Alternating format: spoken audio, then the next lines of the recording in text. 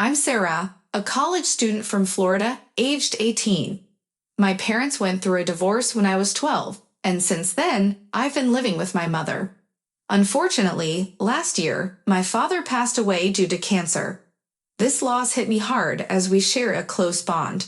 In his will, my father left me a substantial amount of money, which would only become accessible once I reached the age of 18. Recently, something incredibly unexpected happened to me. Even now, I find it astonishing to reflect upon the series of events. One day, my stepfather, Tom, summoned me into his room. Tom, in his mid-40s, has been married to my mother for 5 years. Our relationship has always been strained, but I've made an effort to maintain civility. However, I can't say the same for him, as he has consistently found ways to provoke and belittle me. Despite my attempts to keep my distance, it's challenging considering he is a parental figure and we reside under the same roof. "Hey Sarah, I need to discuss something important with you," Tom said. "It's about your inheritance money." Curious, I responded, "Yes, what about it?" "Well, I believe that you should give that money to Mike. He requires financial assistance for his academic pursuits. Just like you, he needs to attend university, so it's only fair that you provide him with the funds," Tom proposed. I couldn't believe what I was hearing. How could he audaciously ask me to hand over my money? Trying to maintain composure, I replied, "Tom, I don't think that would be possible." "It's the right thing to do, Sarah," he persisted. I took a moment to gather my thoughts, contemplating how to respond to this unreasonable request. The inheritance bestowed upon me by my father. What if I find myself in need of the funds? Don't be absurd. You have no need for the inheritance left by my father. What if I find myself in need of the funds? Don't be absurd. You have no need for the money. And even if you do, it is not as crucial as Mike's need. Well, the answer is negative. Sarah, please refrain from provoking my anger. Well, there is no reason for you to be upset. You posed a question, and I provided an answer. My refusal is not intended to disrespect you. It simply signifies a boundary that I am setting, and if you become upset by my refusal, then you should examine your privilege. How dare you address me in such a manner? Allow me to remind you that you are a guest in my house, dear, so you must comply with my requests. Yes, I highly doubt that. Goodbye. And without giving him the opportunity to say anything further, I swiftly departed from his room. I did not have time to listen to his nonsense. Unfortunately, Tom's behavior was not surprising at all. Based on his actions, I knew it was only a matter of time before he would request money from me. You may be curious about the whereabouts of my mother during all of this. Well, that is another matter that I have grown accustomed to. My mother was not just blindly supportive of Tom. At times, it felt as though she had been enchanted by him, as she would defend and stand by his side through anything. Don't misunderstand me. She is my mother, and she loves me, but I did not want to tarnish her perception of him. She appeared to be content with him, so I made the decision to protect her image of him. In order to ensure my mother's happiness, Tom and I put our differences aside. It's quite remarkable how, even as one of the youngest members of the household, I was expected to be the most mature. My mother, Janine, was away for a while, which is why she was absent from this situation. If she had been here, she would have been furious. That's why Tom felt so proud and authoritative. Being the only parent in the house, he believed he could enforce any rules he deemed appropriate. Little did he know, I was well aware of his deceitful plans. Tom ended up following me out of the room, scolding me and accusing me of being a terrible sister because I didn't want to assist Mike, which is not true. I do want to help Mike overcome his dependence. When people say the apple doesn't fall far from the tree, I believe they were referring to Mike and Tom because these two troublemakers are completely irrational. They're like Pinky and the Brain. You can determine who is who by observing their next actions. Don't walk away from me while I'm speaking to you. You will listen to what I'm saying and do what is right. Why should I do that, Tom? Please provide me with a valid reason. What's happening with both of you? I'm trying to sleep. Your arguing woke me up. Mike, explain to Sarah what we discussed earlier. Sure. What did we discuss again? Oh, for the love of the inheritance money. Right. Well, Sarah, Dad and I were conversing, and we would like to. Not just like to. We demand this money. Damn it. Oh, right, yes. We demand to receive this money because of that highly significant matter we discussed. You mean the trade? Trade? What trade? You mentioned that this money was intended for university tuition, Tom. Haha. Yes, that's because that is its purpose, right, Mike? Yes, I completely forgot. I apologize sincerely. It must have slipped my mind since I just woke up and everything. Yes, it is for university. I have a keen interest in pursuing higher education, obviously, and I kindly request the money for myself, please. Thank you. What an adorable attempt. Unfortunately, it wasn't adorable enough. The answer is no. Why not attend college first? Arrange your priorities and explore potential areas of study. I suppose I haven't considered that. He cannot do that, Sarah. Why not? Because he is certain about his desires. Anyways, this was not even open to discussion. We are obtaining that discussion. We are obtaining that money. We will see about that. We spent the remainder of the evening with a palpable tension in the air. Even though Tom was infamous for his foolish pranks and attempts at testing my patience, this new endeavor to annoy me was unusual. Never before had I encountered such an immature and self-centered individual. This situation was quite significant, and I did not want to inform my mother about it, at least not yet. I desired to continue playing with them, especially after I discovered this. Sarah, cease your playfulness. You need to act like an adult and do what is morally right. And the morally right thing you are referring to is giving away my money. Are you all right, Tom? Just wait until I inform Mom about. Don't Janine, my mother, deserves to be informed about how I am being treated. I understand that you may have reservations, but I believe it is important to let her know.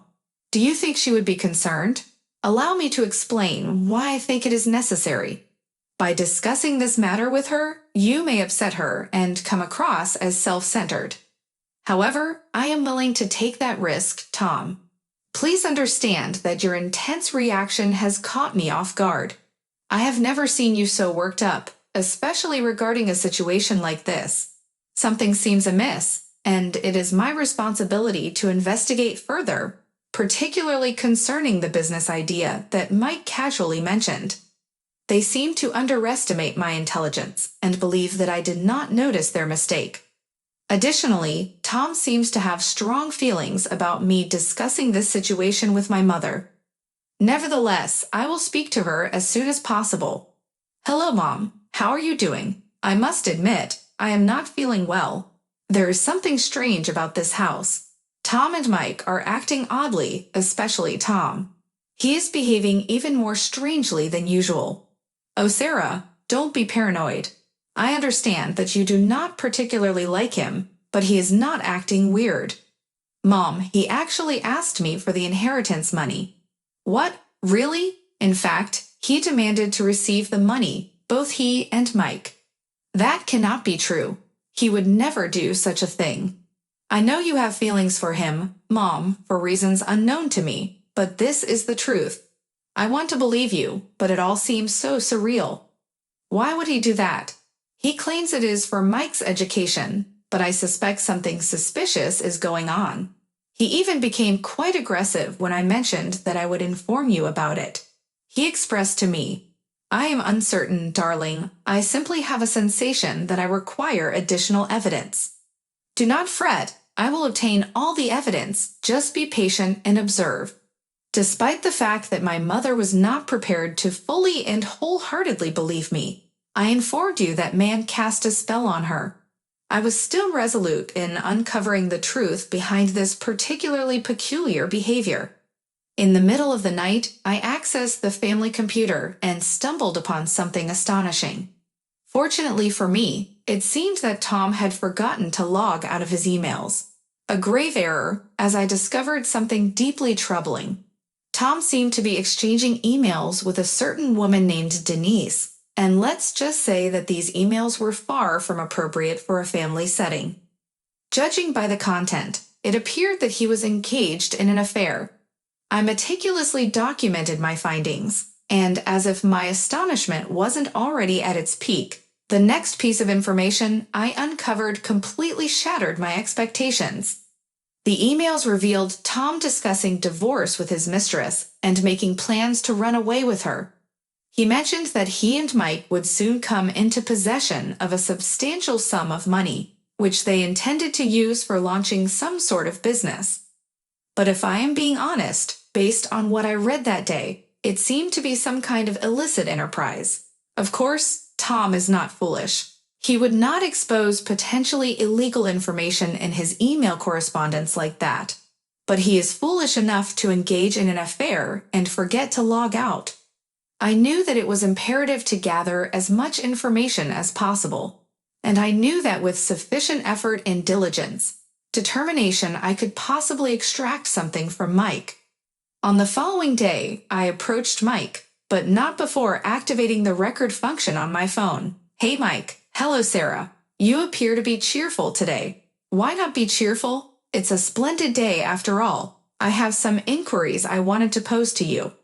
You see, I've been contemplating a lot about what you and Tom said, and I'm contemplating granting you the funds." "Really? That's fantastic.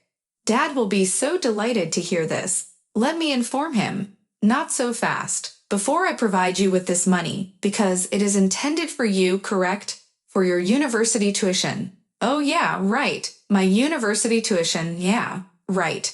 Anyways, I need to ensure that you are genuinely committed to receiving this money." Yes, I am extremely serious. And Dad is serious, and Denise is serious." "Denise? Who is Denise?" "Oh, she's the student advisor for the university we're planning on sending Mike to." Both Mike and I were terrified. We had no idea that he had entered the room. "I do not appreciate you questioning my son. I was not doing anything of the sort. I do not appreciate you interrogating my son. I was not doing anything of the sort. I was simply inquiring about how my money would be utilized." "Well, once you give someone money, it is no longer your money, so it is not your concern. Is that any way to speak to the person who is contemplating providing you with money? You are not contemplating anything. You are giving me that money. If you do not give me that money, then I will just have to evict you." I was astonished. It had appeared as if Mike was also taken aback. "Father, this was not part of the plan. Be quiet, clueless person. I am the guardian, and therefore I have the authority to establish the rules. If you do not give me that inheritance money, then you can simply leave." I chose not to say anything, because little did Tom realize that I was still recording this conversation. I had caught him in the act. I exited the room, giving Tom the most malevolent glare, and proceeded to lock myself in my chamber. I began gathering all the evidence I could against him. I felt like those investigators in television shows, organizing all the information and displaying it on their conspiracy walls. I collected the audio recording, as well as the screenshots I took of the conversations between Tom and Denise, and prepared myself for the impending storm. After completing everything, I contacted my mother. "Greetings, Mother. Hey, my dear, how are you?" "Mother, are you seated? Why? What is the matter?" "I am afraid there is some distressing news I need to share with you, and you will not like it." I began revealing the truth. I told my mother everything that I discovered, and all the while she denied it until I made her listen to the audio recording I captured earlier. At this point, her determination began to crumble. Why would he utter those words to you? Why would he betray me like this? Why would he be so heartless? Because he is a wicked man, Mother. I am sorry to inform you, but you married a monster. This is absolutely terrible, and I cannot leave you alone with those two sick individuals. Absolutely not. I am returning home. Right now, you remain where you are. Have you secured your door? Yes, Mother. I'm going to destroy that man and ensure he never appears in public again. When I am finished with him, he will regret marrying me. That's the attitude, Mother. Now hurry and return home. We must formulate a plan. My mother arrived several hours later and immediately came to my chamber. We embraced and wept for what felt like an eternity. I could sense that this news was difficult to hear, but I am relieved that she was in the angry stage of this revelation, as it motivated her to take action, and take action she did. We conversed for hours, and at the conclusion of our discussion, we knew what course of action to take. Several days passed, and Tom remained unaware of why my mother returned early from her business trip, as well as why she was giving him the cold shoulder. He appeared excessively cheerful, almost unreasonably so, in an attempt to prove his innocence to my mother. However, to his dismay, she saw through his carefully crafted facade and was prepared to end their relationship. My mother decided to hire a private investigator. After I showed her the suspicious messages regarding his supposed business, she too became certain that the money was being used for illicit purposes. This enraged her, as she couldn't comprehend how a parental figure could be so cruel and deceitful. That's when she realized that we couldn't handle what was about to unfold on our own. And let me tell you, we discovered a multitude of incriminating evidence. The private detective contacted my mother, and she passed on the information to me. So, oh my, I am even speechless. Come on, do not keep me in suspense any longer. What did the investigator discover? Well, it turns out that he intends to operate a money laundering enterprise from the laundromat he plans to purchase and establish as his business. It is the oldest trick in the book. Oh wow, that is not all. This Denise individual he has been unfaithful to me with is also facing legal trouble for drug-related activities. She has been arrested multiple times for conspiring to sell and distribute illegal substances. So it would not be surprising if they were involved in more than just money laundering at that business, but also illicit drug activities. That is unbelievable. I would have never anticipated that.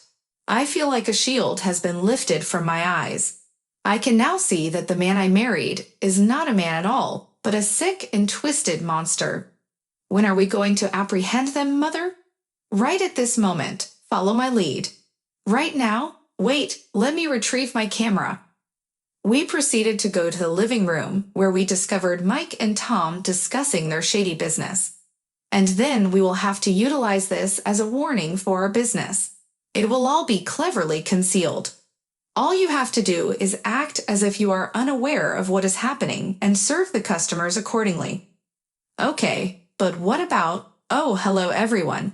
We are just finalizing the details for Mike's college application. Stop pretending, Tom. The game is over. We know everything. What do you intend? Oh, that poor innocent act isn't going to work on her anymore. Smile for the camera. Remove that from my sight, you spoiled brat. I imply, Sarah, we are aware of everything, Tom. Do you comprehend the number of years in jail you would spend just for the conspiracy to commit the crimes you plan to do? I am unaware of what you are discussing. Oh, well, maybe we should contact Denise and see what she has to express. You two believe you possess any knowledge. Denise is merely an acquaintance. Well, the countless explicit photos indicate otherwise. Who even utilizes emails anymore to deceive? Honestly, that's so foolish. You two rummage through my belongings. How dare you? No, Tom, how dare you? How dare you threaten my daughter on multiple occasions to provide you with money that does not belong to you? How dare you threaten to evict her from my residence? Are you mentally ill? How dare you endanger your son by involving him in your foolish escapades? And how dare you conspire to utilize this money for illicit activities? Now you have nothing to say, huh? We are aware of everything, and we're going to bring you down. Yeah, I stated remove that camera from my sight. Tom attempted to pounce at me, but I was too swift for him. He was displaying quite aggressive behavior, which was rather frightening. And now you want to assault my daughter? It's as if you desire to decay in prison. You're insane. Do you think you possess any knowledge? You know nothing. Yeah, well, inform that to the police who should be arriving any moment now. Police? Yes, the police. You believed that I wouldn't call the police are after you, particularly with the way you're behaving. At that moment, we heard police sirens approaching our neighborhood. Never before had I witnessed Tom appear like this. He always had a smirk on his face, as if he was more clever than everyone else. But today, when he heard those sirens, it was as if all the color drained from his face. He looked absolutely terrified.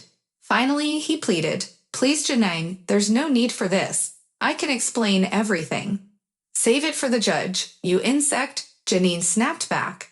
"You disgust me. And Mike, don't think you're getting away with this either.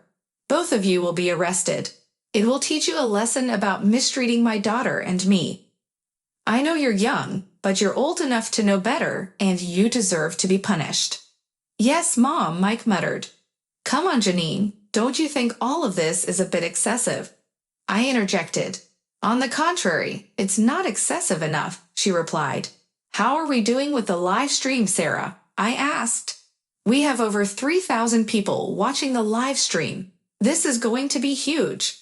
"Oh, and in case it wasn't clear, I want a divorce," Janine declared. You heard it here, folks. Over 3,000 people witnessed the entire spectacle. And sure enough, the news made its way into local newspapers and tabloids. It was surreal to be caught up in the infamy of my twisted ex-stepfather and his son, but it was also satisfying to witness his downfall. He lost his job, his friends, and even some family members refused to speak with him. He's facing multiple charges, which could potentially result in a prison sentence of up to 20 years. In this particular case, law enforcement also succeeded in locating Denise, who had concealed herself when all of this was unfolding. She, too, was accused of the previously mentioned offenses. However, life took a positive turn for us as my mother, and I developed a stronger bond as a result of this circumstance. During the weekends, we would frequently relax on the porch, holding beverages, while sharing laughter over Tom's foolishness and malevolence. Farewell to him, and indeed, farewell to him.